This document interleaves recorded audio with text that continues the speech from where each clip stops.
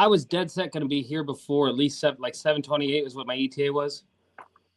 And then came the freight train, Jim, that doesn't fucking, it just ting, ting, ting, ting, ting, ting. It just never ended. It was like 2 miles an hour. I was like, so I just rode it out with this idiot. Henry Rollins Road. I loved Henry Rollins. Liar is a great song. Yeah, more of a poem, right? More of a written word, they call it.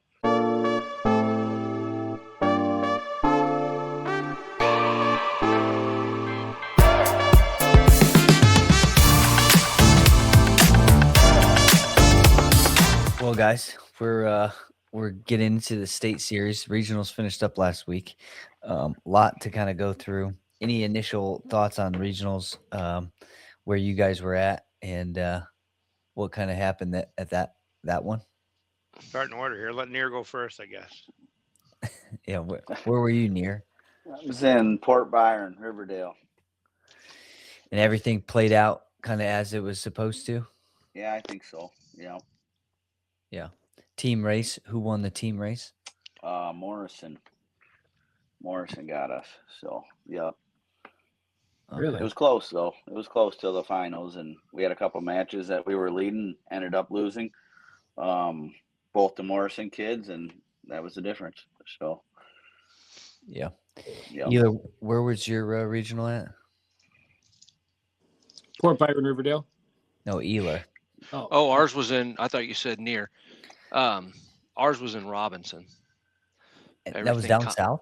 Yeah. Yep. It's about an hour and a half, hour and 45 minutes south of us. And you said that they had snow and it was still there? Yeah. So we got a weight allowance because some of the kids still couldn't have school because like rural roads and stuff, you get far enough south.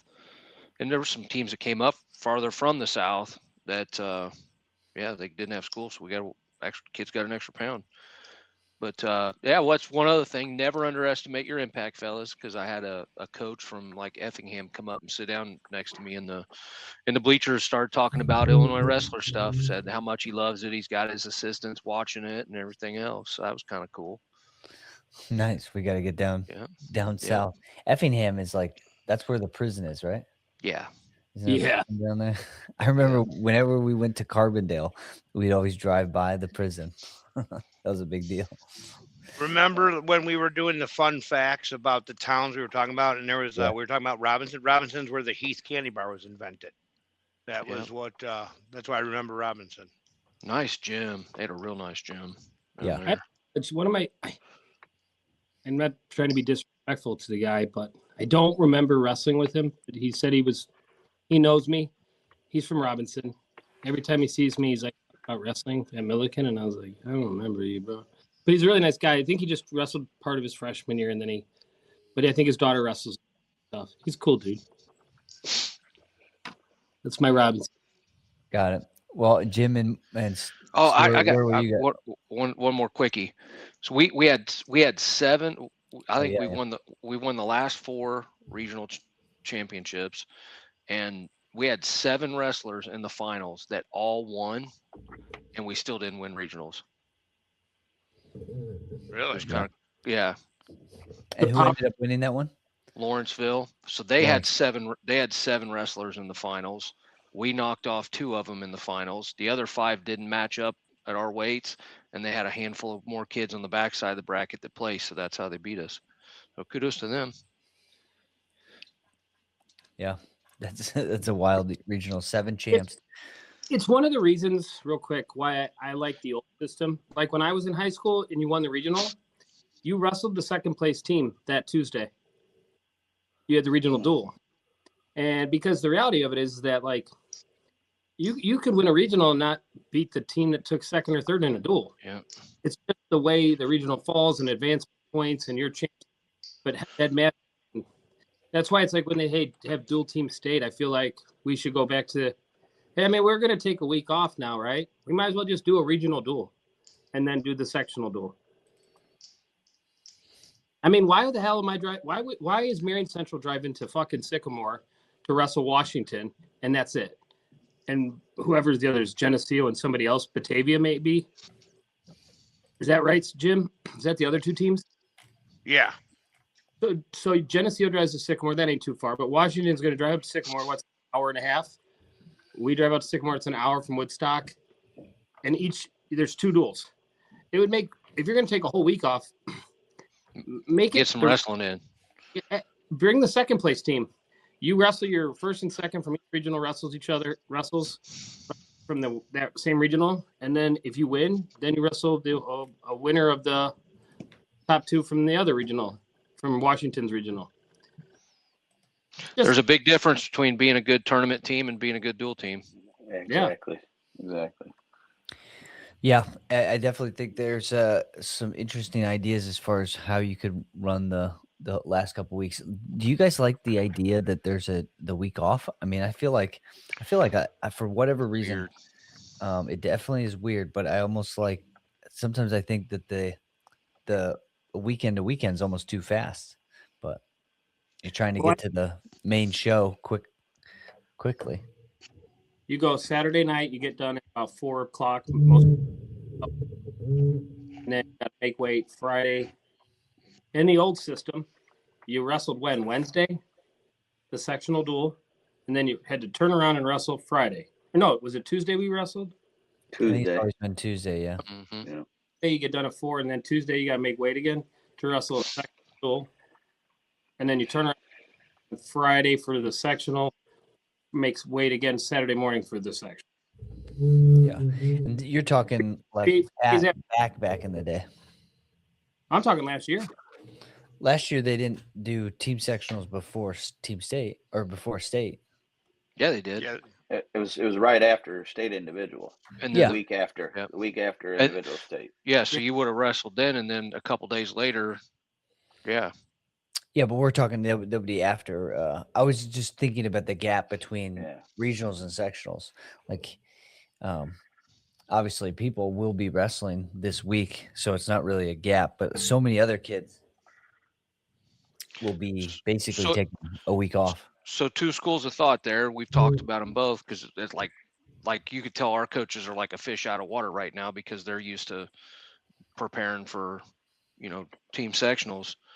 But so is that a benefit to the kids that aren't wrestling, or is it a hindrance? Good question. Benefit. Yeah. Get healed up. You get an Healthy. opportunity to get healed up. You get to put basically 2 hard weeks in of more practice and training and weight management and stuff. And you're kind of focused. I mean, individually, if you're focused on a state title, having a break, you might be more focused on yourself.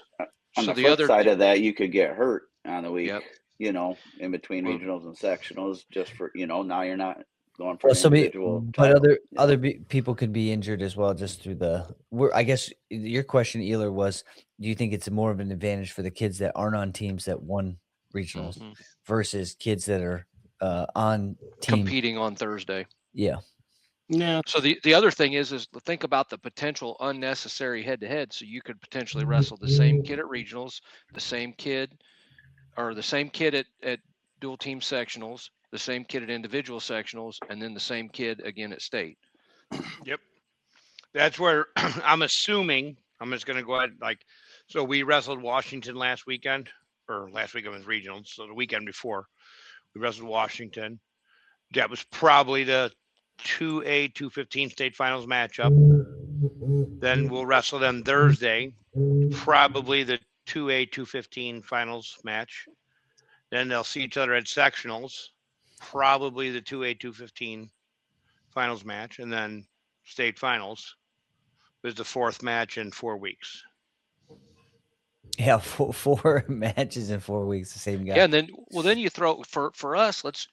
I'll spin that back for you, Jim. We had 2 events get canceled because of weather. We'll wrestle. Our kids will wrestle 1 time their regionals in 3 weeks. That's it. Yeah. Well, I mean, at least you guys have a good thing going down there where you have a real coach. You guys, you know what I mean? Like you guys are a wrestling community where you'll get Find the a extra way. practices. Yeah. Right. So, I mean, that might, but yeah, still, I mean, there's something about that competing, right? Being in that groove of competing. Yeah. Yep. I don't know. So I think though for I'll use all your children.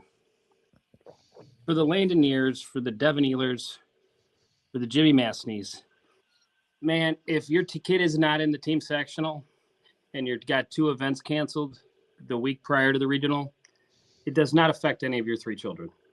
As an outsider, I will say that. They wrestle so much. They love wrestling so much. It's kind of like this to them. It's the back of their hand. Like, they're going to grind all week either way. They'll end up in a shed up in fucking Byron, Oregon, whatever town you want to call it. They'll end up at some other training center scrapping, right? So they're going to be ready to go regardless. Now, for your average Joe, the week off, I think, might be a little bit of a awkward thing if they're not used to it. You know, if you're a senior and not using their time wisely. Yeah, like if you're a senior and you're more of like we'll just be nice to call you a developmental wrestler, not like somebody that this is something that means everything to you. You know, like I think it could be an awkward situation for that kid. Even a kid who's come up, even a sophomore, if you've wrestled IK, but you're just an average Joe and you wrestle folk style season and then you play baseball, the idea that you would have a week off between your regional, so essentially you're off 12 days from, right? Yeah. And I mean, by this late in the season, there are some kids that are probably cutting weight, and that can be a little harder on them. You know what I mean? Yeah, like given if they're not cutting for a competition, right? Like if they're not making it because they have to make it. Yeah. But I don't know. Here, fuck it. We can't here. Let's do this. Like, poor us, poor our kids. Like, well, I don't whatever. think you're saying poor. Well, anyway. well, maybe it's though. a different situation. Yeah, fuck these kids. They all get to go to state. Let's talk about Liam Kelly. Yeah. Great transition. All right, we'll transition. Before we do that though, I was able to make the wrestlebacks in the finals of the Crystal Lake Central regional, the Harvard regional. There was way too many. Not way too many. It's a good thing.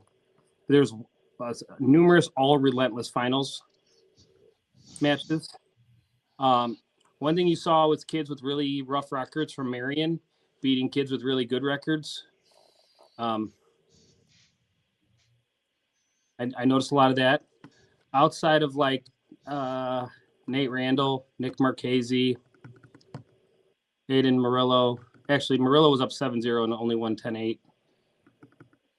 Most of the kids, what did Marion have? 5 champs? 4 runner-ups? 12 advancing, 5 champs. Yeah, 4 runner-ups. Went 4 for 4 in the wrestlebacks, like with the 3rd place matches. Machaki was a point away from being a finalist. Tierney wrestled lights out until the finals. Had himself a really good tournament. So did Machaki for their seeds. Cam Spinolas took out Taki Baker, who was 36-2 going into the regional finals. 17. But that's what happens when you wrestle up all year and you wrestle a really tough schedule. You're going to take some bumps and bruises. Marchese looked really good. It was kind of like a waste of a day for like Narden, Jimmy. I mean, Narden's kid forfeited to him in the finals. Yeah. Hogan looked off, and the kid got to like hook, and Hogan was not elbowing down very much. And he was kind of like, never wrestled a 6-foot tall 113-pounder. Was kind of awkward. Diego had that finals match won. Ref told he shouldn't have gave up that takedown, but even after he did, he gave up. The kid totally had a full Nelson, and the ref missed it. And then he let it go and whacked him in half. Otherwise, he would have won that. One thing I'll say is this. There's clearly like, and I'm sure you guys saw it in your regionals. Like you're 3, some it's less than 3, but I'll be nice and say like you have 3 kids in a bracket that are tough. And then you have anywhere from, if it's a full bracket, you're looking at 6 kids that aren't very competitive. And it's, I know that's not the way in all classes, but like some of the 3A regionals were pretty ridiculous. Yeah, I mean, so going into sectionals, there's 52 kids at each weight class. I think the Marist kid was ranked 7th. He got beat in the 3rd place match he got up by the 10th ranked kid. So we had the 7th ranked kid in the state knock it out of his regional in 3A. 57 maybe. I think I saw. So I'm gonna put a theory. I'm gonna impose a theory on what you're talking about, Stewie, and I'm gonna take a page out of Big Jim's book and I'm gonna say it's the COVID kids. That's the difference. Shit, you're reaching. These number 2 and 3 kids weren't no COVID kids. I'll tell you that. Yeah. Well, yeah, I'm sure. I mean, I think regionals has always been kind of like a separation between the real varsity wrestlers and then maybe the guys who are on the bubble to become a varsity wrestler. And then at some regionals, obviously, I think was it Sandberg is at Marist? So Yeah. they're in the same regional. So like there are a couple regionals that definitely have a couple good teams that are, taking some good kids out. But for the most part, it's pretty, regionals is typically straightforward. Almost like a caveat to get to the next one. But one thing that did happen this week, regional wise, Liam Kelly. So I don't know, Eler, if you want to fill us in on what exactly supposedly took place. I'm going to repeat what, everybody saw the social media posts, right? And everyone's speculating on what they saw there. And then that was Sunday. I was officiating a youth tournament, and there's, they always trickle in a handful of IHSA officials, and those IHSA officials do exactly what we're doing right now. But theirs isn't broadcast everywhere. They'll do it on a Saturday or Sunday and compare notes from tournaments.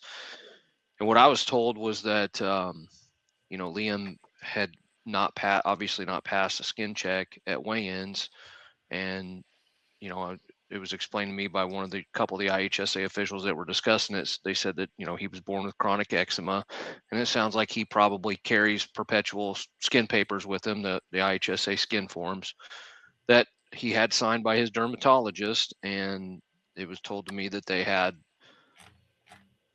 the dermatologist on the phone with not only the trainer, but the head official at the tournament, and they still wouldn't sign off on him being able to compete. So Liam Kelly, what rank is he, Jim, did you say? He's top 10, 165 in Illinois. He's 10. Yeah, I'm sorry. He's top 10, 165 nationally. The only 165 in the top 10 in Illinois. Yeah, and he took 3rd at Ironman. Yeah. Returning state champ. Champ. And he is not into sectionals due to not passing skin check. And what is going to come of this? I know that people have said that they're going to try to fight this in some way. How would that go about? Sit down. I just say. Say that again, Mark. I could have swore I read somewhere that they have a sit down scheduled with the IHSA on Thursday. It sounds like. Yep. Now that's one of the nice things about this 2-week gap. If something like this happening, buy him some time to possibly get a sit down meeting. This is blatantly bad. This is my big issue with athletic trainers. Nothing against an athletic trainer. Cool. You went to school. You took like 2 more classes than I did to go from being a phys ed teacher to an athletic trainer. Nothing personal. How you got some fucking balls on you to override a doctor's note. You have some fucking balls on you to override a phone call with that doctor. As the Morton High School athletic trainer, you should not be allowed to have a job there. Number 3, you had a nurse who also was willing to sign off in the freaking building that they said, no, thanks. Sorry. When you look at all 3 of those facts, I don't even give a shit if it was eczema at that point. You are an athletic trainer. You are not in a position to override a fucking doctor's note. You're right, Mark. This is my whole thing with this whole situation. So there's 2 reasons why the IHSA skin forms exist, in my opinion. Number one is for this exact situation where you've got a kid who's got a chronic skin condition where someone who's not properly trained might misdiagnose it on site, or maybe someone who does have a skin condition that they've been treating for 3 days with oral meds that would no longer make it contagious. It allows them to compete. The other thing it does is it alleviates liability from the IHSA because you've got a licensed professional, licensed dermatologist putting their name on it. So at this point, that trainer and that head official said, no, we're smarter than them. We've got this. It was not an IHSA issue. It is now an IHSA issue because that trainer and that official signed off or wouldn't allow them to compete. Yeah. Which will be interesting to see how their response is and whether or not there was like, I don't know if we'll know if there was any type of contact. I mean, this is the hard part about the IHSA from a governing standpoint. Are they actually governing?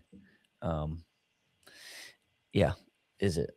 Yeah. If they're governing and the Kelly's retain a lawyer this week after this meeting, right? Let's say Thursday they have the meeting and the IHSA says, I know this is terrible. Da, da, da, da, da. And you show a rule that clears your kid to wrestle on that day because it's in the rules. That doctor's note cleared that kid to wrestle, like it or not. Now they do write in there is an authority. They do have a right to, but they do that. They talk to the dermatologist. So one of the reasons why I believe that the IHSA is allowed for trainers to override these doctor's notes is the reality of this is whether people are going to sit here and say, yeah, I've done that or haven't. People forge notes, right? That's why they want the stamp on it, right? From that actual doctor's office. Yeah. That's the only that you could ever really override a note is that you should ever override a note. If I got a note from my doctor and it's stamped, you have no right to override that note. You're an athletic trainer. That's an actual somebody with a PhD. You have a bachelor's degree in fucking taping wrists and diagnosing calf strains, bro. Well, Yeah, technically, some of them no- might have a PT degree. Well, yeah. That's no different than you Yeah. go ahead, to Jim. Toys R Us. You go to Toys R Us with your grandma, and she's got the fucking blue handicap tag, and the manager comes out and says, "Hey, you know what? I don't think you're handicapped." Well, it's not Right. up to you to like you worry about Jeffrey dollars, motherfucker. Like if this says she's handicapped, Yeah, you're it's like she's the handicapped. Jim, your analogies, bro. I mean, It's like for the- real, yeah, killing it's like it. it's like I will- the service dogs. I will take Oh that. yeah. There is certain athletic trainers out there who are actually unreal good. And I'll give a shout out to one. The athletic trainer at Chatham Glenwood High School is unreal. That dude is awesome. And he fought professionally, fought Fedor in Strike Force. He fought Fedor. I forget where. But I watched that dude put a kid's knee in place. Unreal, dude. How slick he was at it. But going back to it, I just feel it's a travesty, man. And I've dealt with this before. I dealt with this in 2015 at Harvard High School, where an athletic trainer said that the kid from Harvard who had the nastiest shit I've ever seen on a human being's face had a note, and he's cleared. And then they told other kids they weren't allowed to wrestle with notes. And I won't even name the head official, but he's a dark-skinned man with a bald head who's been around forever, wears glasses. He signed off on that shit. And they allowed the kid from Harvard to wrestle. And guess what? The following Tuesday, we all made a stink there. And the following Tuesday, a bunch of kids ended up with Matt herpes and staph. Yeah. So Well- that's okay, but these others aren't. Yeah, the hard part, I mean, this is the weeds of it is as like you're saying, like nothing ever seems to be a straight, simple, like this is how it is. And it always seems to be influenced by people. Obviously the skin sheets make sense to just kind of, all right, if you get a skin note, then you're good. Yeah, It's, where's the not my job attitude? Like why does that not exist? Like if really, like that's usually a problem. Now someone wants to, I don't even know the situation, but I don't even give a shit. Like I'm on Liam's side, right or wrong, which I Yeah. know he's right, but like since when is a head official or the school nurse going to be a fucking, or the athletic trainer going to be a hero and say no, we're gonna go get, and I mean here's I know Royce Lopez and Bruno Cassiope. Those are the other two 165s that are in the hunt for this. they don't not want him in the bracket, man. They want, you know what I mean? Of course, I guarantee they want him in the bracket. You know what I mean? Yeah. This isn't good for anybody.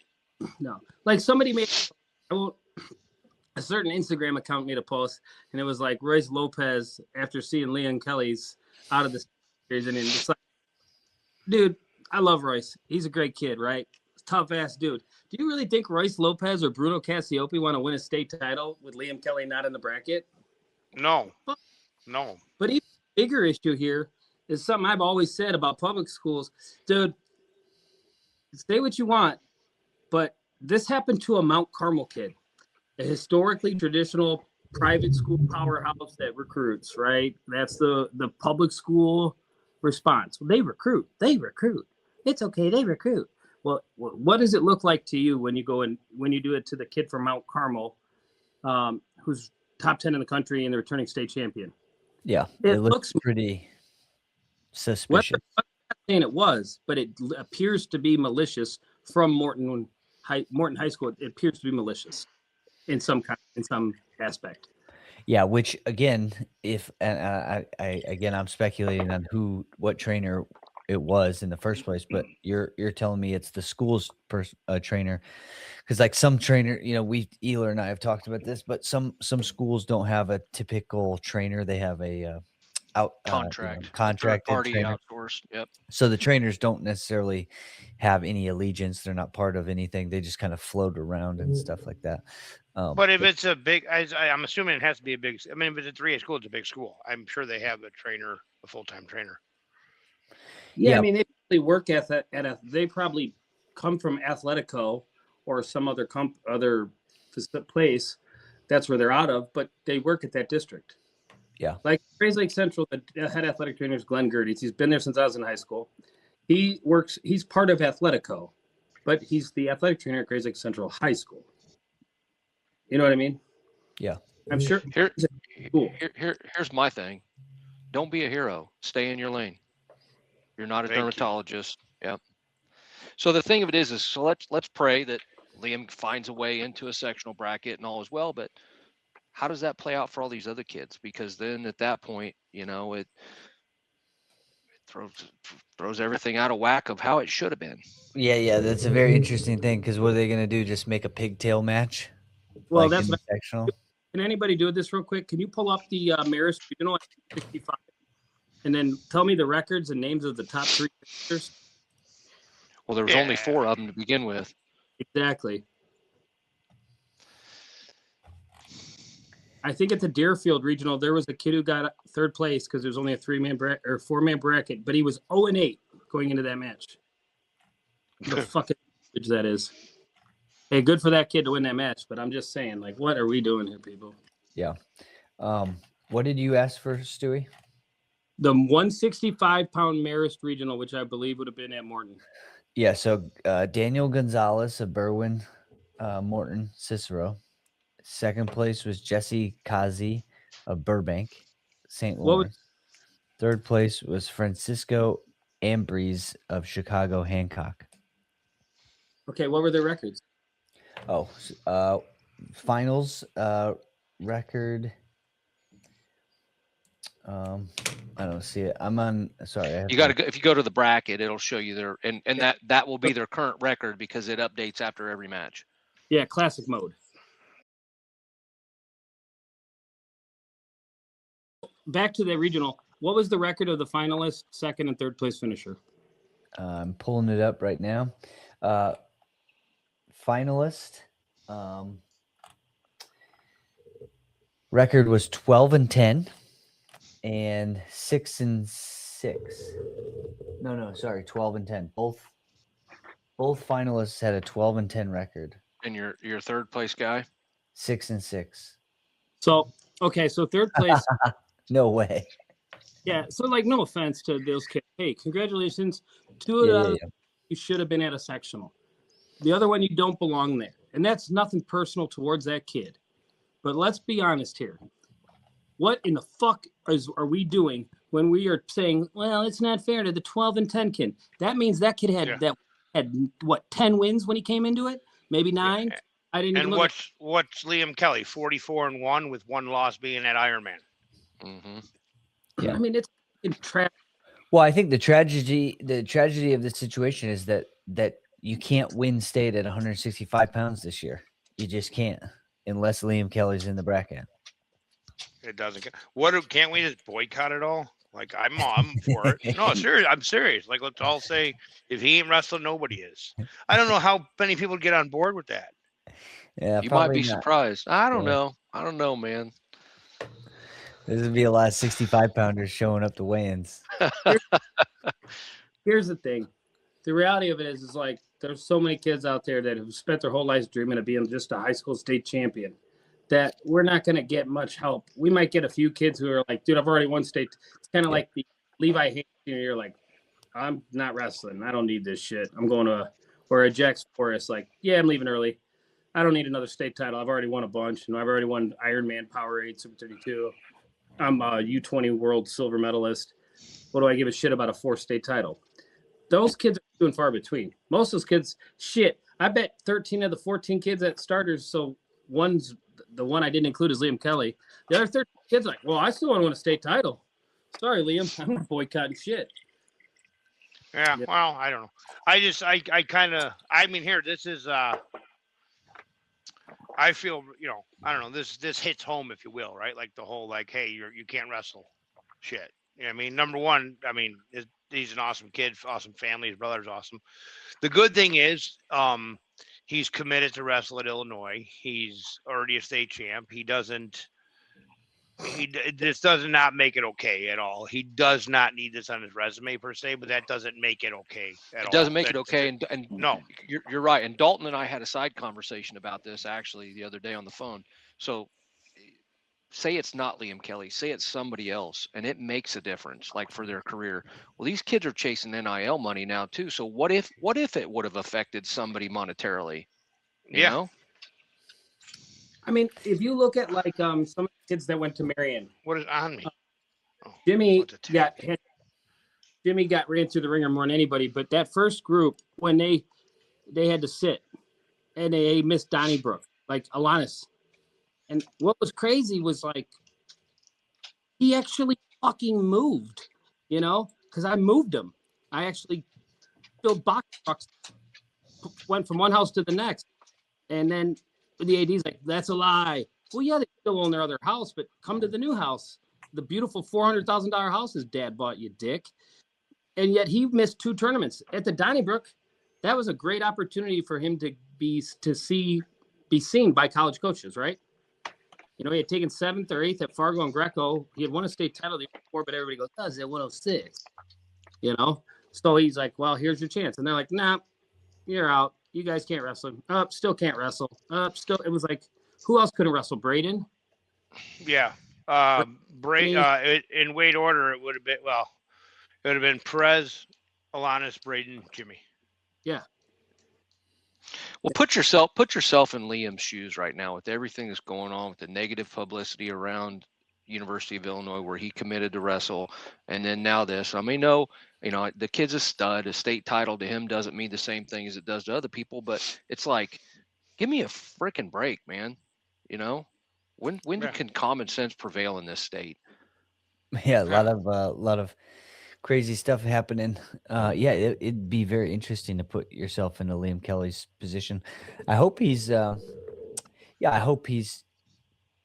somehow not getting too worked up on things that he's can't control. Obviously his talent is undeniable. So, luckily he's won a state title, and luckily he's going to continue to wrestle, and he's got college opportunities and stuff. So, like we said, I think it's definitely easier for him to be in a relaxed state, but nobody else. I mean, I guess we know him because he's a 165 pounder, but anybody else not pass like skin checks? Like, I mean, I guess we have to figure out a real list of people who didn't pass. Not skin checks, but I can. So 2A 106, Carson West is not wrestling because he's basically out injured. He's a big 106. So I mean, there was some work to make 106 with his knee injury. He was unable to make 106 or 108, whatever the weight is now. But So Carson West is not at 2A 106, which is a big. I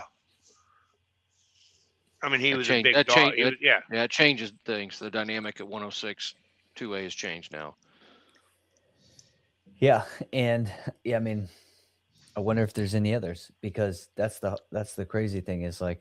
Oh, I know one that moved around was Stewie's guy, Brandon Green. He's at 44 now. Came back after his injury. Yeah, he'll be at 44. Yeah. And then another one, and this was 44 also. Hunter Scheich from Tolono's out. He was wrestling a tournament 2 weeks ago.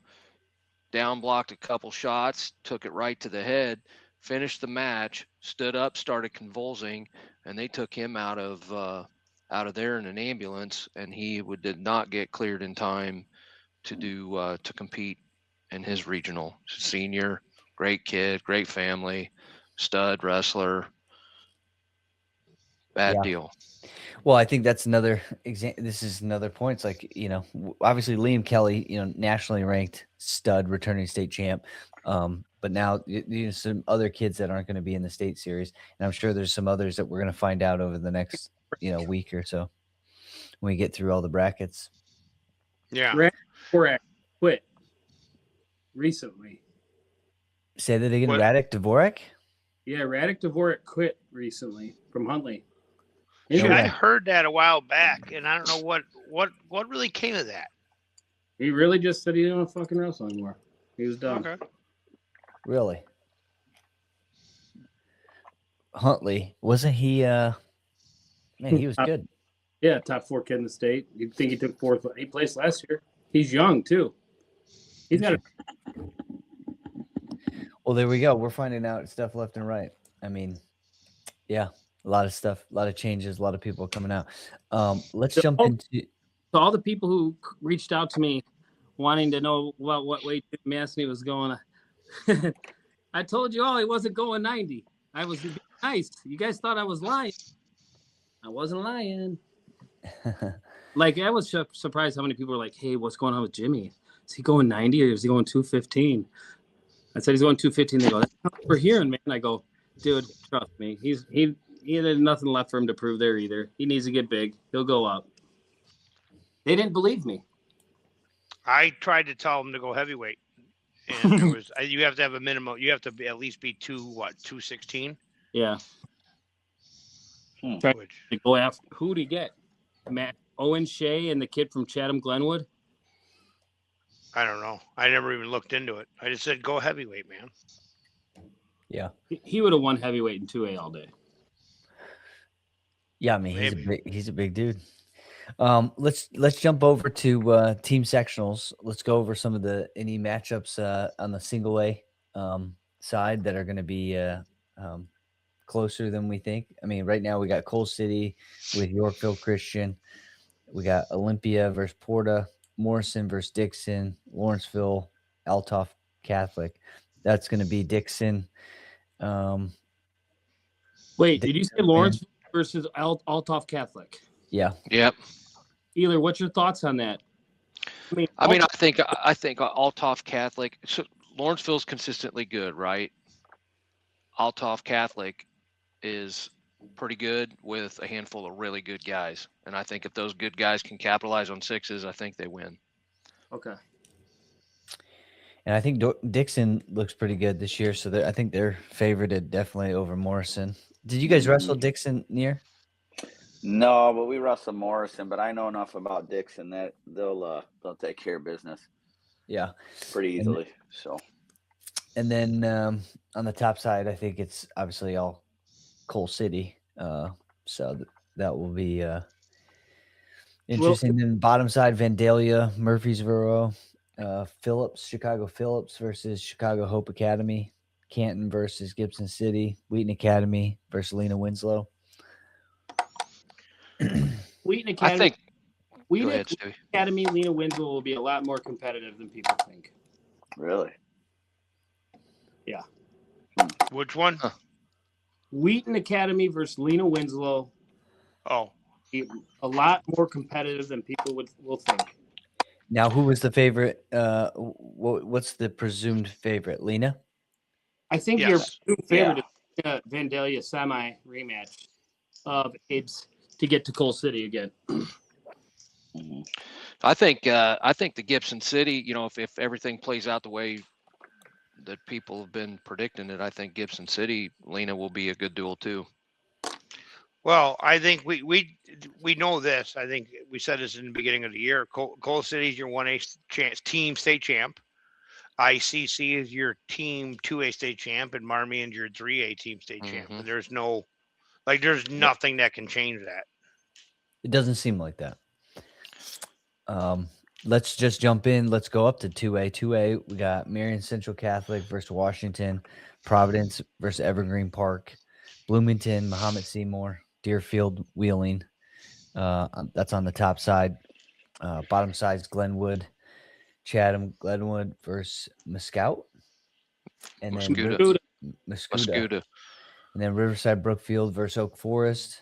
And then Batavia versus Geneseo. IC Catholic versus St. Ignatius. So, yeah, the bottom side's for sure IC Catholic. And who's coming out on the top side? I would say Providence. That's got to be the favorite, right? Mhm. Yeah, I mean, if you're gonna do it on paper, you're gonna say it's a Providence Catholic ICCP. Fine. They've had a head-to-head as a duel already this year, haven't they? Yes, they did wrestle. Yeah. Yep. And it was pretty close for a little while, but I think Providence is clearly, I'm gonna say it now. From a talent standpoint, Providence Catholic is clearly the better program right now. Better team. But they're not older. They're too young. yeah. They're like they have the sick ass youth resumes and they're really good young. The IC kids are just old. They're veterans. They're tougher, stronger. Yeah. But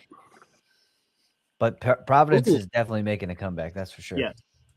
And Aiden Arnett did drop to 150 for the state series. He did. Yeah. Nice. That's good to know. That's good to know. Because So did Cal Cogno. He's at 90 instead of 215. Yeah. So Fully he's a went big 90. wow. Changing. All right, 3A though. Let's go top side of the 3A sectional bracket, team sectional state. Barrington versus Loyola, Oak Park River Forest versus Conant, Montini versus Marist, Edwardsville versus Lincoln Way West, Maine South, St. Charles East, Hononegah, Grant, Joliet Catholic, Yorkville, Marmion, Mount Carmel. Yeah, I have a real problem with how they do the schematic. Yeah, there's only one Catholic school on top. Yeah, you put Marmion, Mount Carmel, and who's the other one? JCA. And JCA in the bottom quarter. But the one thing I think the most exciting, I don't think any one of those duels, if Marmion's at full strength, there's nothing against JCA. I know they got their win, and I think Sparticino finally sent Cumby the trophy for from the Frank Lafredo duels. So I think that they finally got the trophy, but they won't have to give it back till next year. But I don't see it. Marmion at full strength with everybody back. I don't know that nobody stands a chance of beating them. I think the exciting one, if you want a team medal this year, happens right out the gate. Is like the winner of the Grant's going to be tight. And whoever wins is going to place. They're going to get in that third place match, and they win. I think they take third. Really? The winner of Hononegah Grant takes third. They will lose. You look on the top side, I see it as a Montini semi versus either Barrington or Loyola Academy. And I think the winner of whoever wins Barrington and Loyola gets beat by the winner of Grant Hononegah. Is it Montini's not a top 3 team? No, they're going to be. Montini's going to be in the finals. Oh, okay. Montini's got it. Yeah, they got a stacked lineup. So. Yeah, like nothing against anybody on the top half. Montini's going to blow the fucking doors off everybody in the top. Yeah, they just don't have enough guys. There's no competition up there for them. And I'm not saying Loyola's not got some studs, and Barrington's not a well-coached program of tough kids. Montini's gonna beat their asses. They're just not on their level. And then on the bottom side, there's just a juggernaut of fucking talent. You get Hano, Grant, Mount Carmel, Loyola, or Hononegah, Grant, Mount Carmel, Merritt, or Marmion Academy, and Yorkville, York. There's one other one. JCA. JCA. Yeah, that's crazy. Yeah, definitely 3A. I mean, to be honest, I definitely think they could have, if they dispersed it, again, they have to have a ranking system that's based off of head-to-heads, and you could come up with one to even the duels out. But 3A is definitely loaded right now. There's a lot of teams with some good teams. So I think they just take the top 12 teams in the state, seed them, and fucking wrestle. Yeah, right. Like, we don't even need a team sectional and a regional team champ. We really don't. Or take the top 6. You know who they are. Well, you need to have some sort of process to do it. But yeah, so that's team sectional. That's taking place on Thursday. Nothing this weekend. I think then regionals is next week. Sectionals. Sorry, sectionals. Individual sectionals. Anything, any brackets that you guys are aware of that, and this happens typically every year. Definitely has happened in the past every year at 1A sectional in the 1A out here in, whether it's Oregon or Byron, whatever that sectional is, there's always a couple kids that are good kids that don't get to go to state tournament. Any brackets off the top of your head? Yeah, Mike O'Hara and I were kind of talking about that earlier today. The Oregon or Byron sectional. Where is it this week? Year, so I at least know. It's at Byron this year. All right. So the Byron sectional this year isn't going to be as deep, I guess, just because you're missing a couple schools. But they are adding a couple, so. But right? Yeah. They're adding Dixon. I think that's a good You got Dixon and Yorkville Christian. Yeah. Those are the two that are at it. Yorkville Christian's not at our sectional though. Oh, it's not? No, they're I think Coal City, but we do got Dixon. So you lost Marion and you gained Dixon. Mm-hmm. But remember last year that sectional we went through it there was 8 state champs out of that sectional and I think 10 finalists, something like remember it was something crazy. Right. Yeah, I do remember that. We gained Plano as well because they came back to 1A, but yeah, I get it. So Well, all these guys should go on, but one of my favorite brackets, and I don't think I'll be there because I'll be with the girls team because their individual sectionals is the same day. 1A 190 in Vandalia has got Ross Miller from Vandalia, Ethan Miller from Westville, Danny Jackson from Redbud, and Jameson Chambliss from Oakwood, all in the same bracket. So they're all. But all 4 get out, right? I mean, they should. If everything happens the way it should, yep. But the one side is so the top side of that bracket is Ross Miller, Ethan Miller, and Danny Jackson. Wait, so there's who's What's that, Stewie? Who is the non-regional champ in that group of 3? That's Ethan Miller. Okay. Does he see Ross Miller? Danny? Is he wrestles into Miller in the second round. When are we gonna do? Well, I guess we have to wait till sectionals are wrestled to do our state picks, our state champ picks. That's easy. That's fun. That's fun too, right? Mm-hmm. When the brackets are built and we can do our picks. Can I pick one right now? Yeah. Go ahead. 1A 157 Hudson Babb, right here. You heard it first. Look at that. He's got a shirt. Oh, yeah. He's got his own. I thought his shirt said Hudson Bay the whole time. Like it was some fucking brunch he went on selling insurance.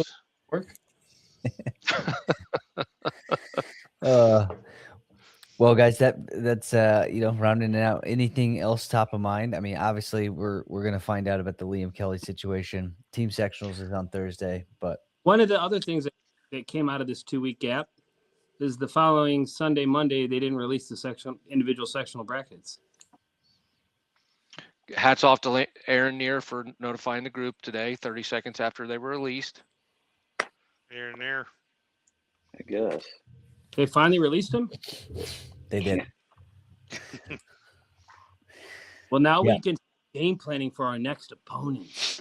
Yeah. Figure it out. But yeah, anything else, guys? No, 157 1A Hudson Bab. I like it. Yeah, I'm looking forward to doing that. The state prediction. So that's a ton of fun. Yep.